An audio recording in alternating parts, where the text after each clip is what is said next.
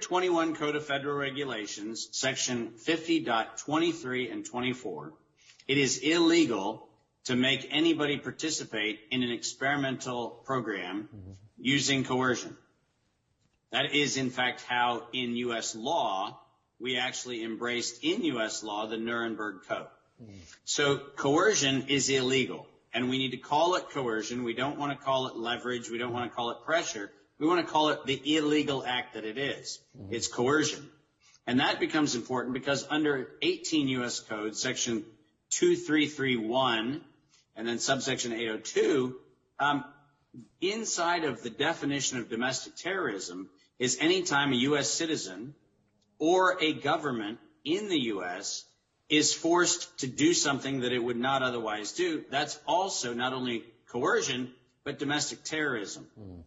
Now, this conversation and every other conversation, I encourage people to, in fact, take those two laws, and when they are met with somebody telling them they're supposed to get the shot, actually ask the person and record this. Use your phone, use a recording device, record the conversation, and ask if they are in fact violating 21 Code of Federal Regulations, section 50.23 and 24. Are you interested in doing a civil violation of the law?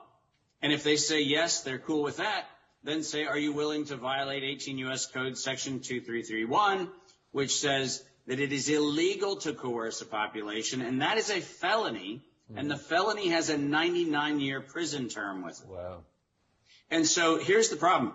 We need to arm ourselves as a big community to not only do what we've done, and by the way, kudos to everyone who has done the resistance up until now, but now we have to arm ourselves with the very weapons they're using and throw them back. I always say the metaphor for me is if somebody throws a hand grenade at you, pick it up, pull the pin out, and throw it back.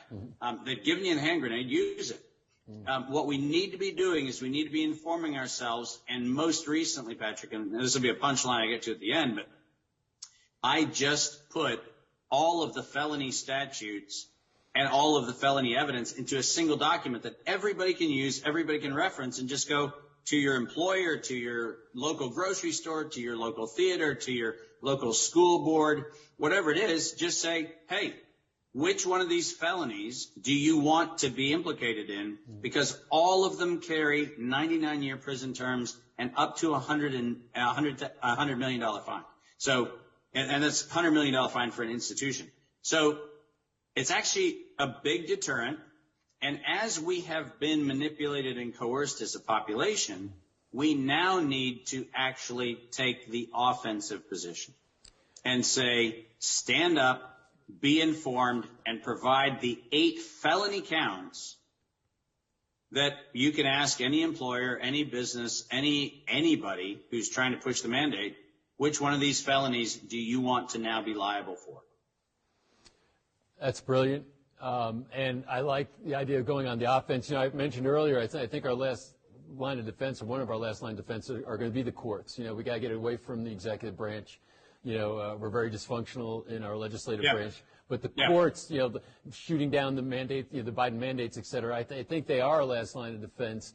I'm always, you see me smile or kind of chuckle as you're quoting line and verse on these statutes. You know, it's like, you know, how you have all this stuff in your brain is amazing to me.